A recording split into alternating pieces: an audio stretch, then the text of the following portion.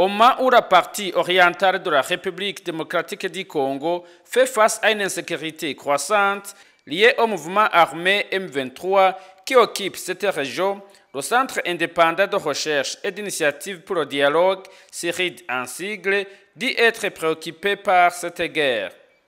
Deo Hakizimana, président et fondateur de cette organisation non gouvernementale, nous parle des origines de ces malentendus. Les origines profondes, c'est bien sûr lié à l'héritage colonial et néocolonial, mais c'est aussi lié aux problèmes de gouvernance que nous vivons dans nos pays qui font que ça crée des mécontentements internes. Et quand les mécontentements internes sont exploités et manipulés par des forces extérieures qui visent d'autres intérêts, notamment qui lorgnent sur nos richesses, c'est clair, ils passent par un adversaire qui leur est facile à manipuler et c'est vite lancé comme guerre. C'est ce qui se passe dans le Congo voisin. La solution, elle est où? Moi, je dis toujours, évidemment, que la logique armée a montré ses limites. Depuis plus de 20 ans, on sait, depuis l'accord d'Addis Abeba, on aime parler de l'accord d'Addis Abeba pour parler du Congo. Même quand on parle de cessez-le-feu, on revient toujours à l'accord d'Addis Abeba.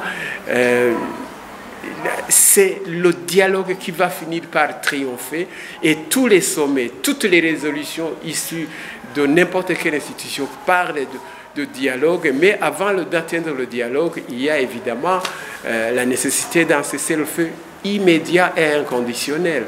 Et ce cessez-le-feu immédiat et inconditionnel suppose que vous connaissez les protagonistes et que vous savez où ils sont et comment ils s'appellent. Et à mon avis, on les connaît, on n'a pas besoin de chapitrer de midi à 14h, on les connaît. Et ce qu'on ne connaît pas, comment les approcher pour les convaincre d'arrêter la guerre. Les convaincre d'arrêter la guerre revient à emprunter la sagesse à Mandela.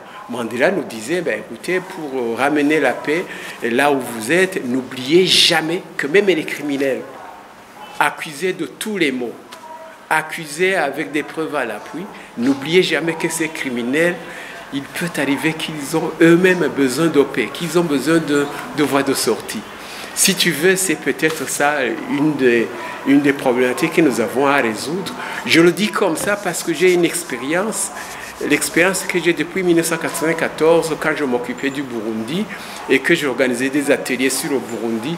Je n'avais pas réalisé l'impact déterminant que faisait peser sur le processus de paix le phénomène de l'impunité.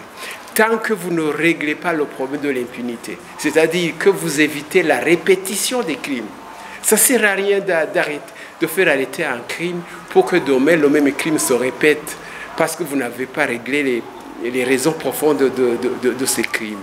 Mais alors, c'est important aussi d'imaginer que dans un processus de paix, vous devez imaginer que tout le monde a besoin de paix, aussi bien les personnes lésées par un crime XY que par les criminels eux-mêmes.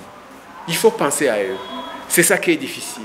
Néanmoins, le président du CIRID dit que la guerre qui se mène à l'est de la RDC est une guerre par procuration et le Burundi n'en est pas épargné.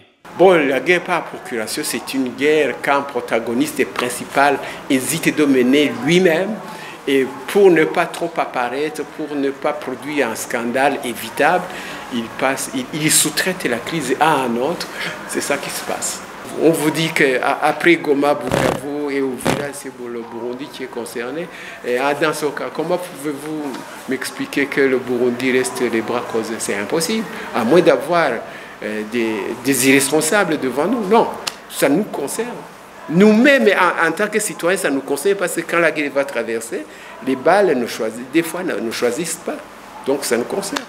Et puis les gens qui se battent, qui se font tuer. Et dans certains cas, ce sont nos frères, nos enfants, nos fils.